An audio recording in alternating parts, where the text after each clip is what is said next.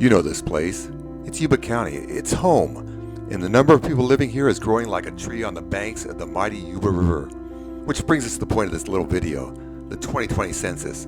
Right now, state and federal folks are still working furiously to pull together the numbers, but what would that mean to us in the 5 Board of Supervisors districts? It's a good question. Bottom line, it means making sure each district has an equal portion of the population to ensure both individuals and some groups have balanced representation within the Board of Districts.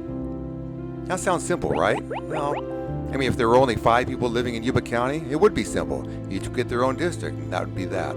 But of course, populations don't tend to grow equally within district lines. If you lived here long enough, you know growth happens mainly in the southern part of the county.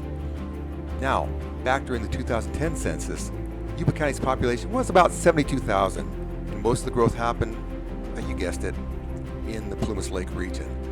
By contrast, the 2020 census is expected to show that we added about 8,000 more people, growing to approximately 80,000 residents, and that the South County will again get the lion's share.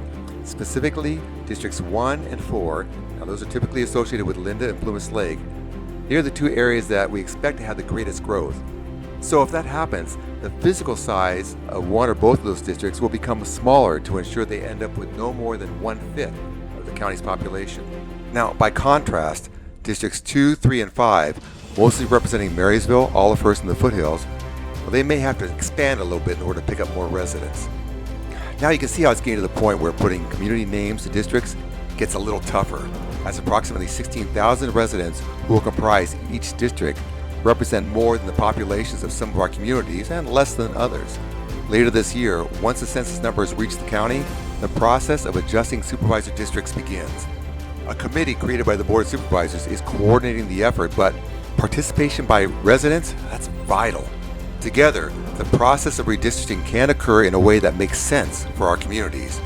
Even though districts will cross community boundaries, we can still do everything possible to preserve within each district such things as neighborhoods, school districts, shared demographics, and more. The one thing that will not determine how lines are adjusted?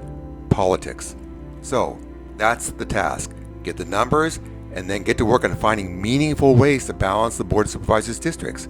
And your role is so important. Visit yuba.org/redistricting to learn more about the process and how to get involved. We really do look forward to working with you.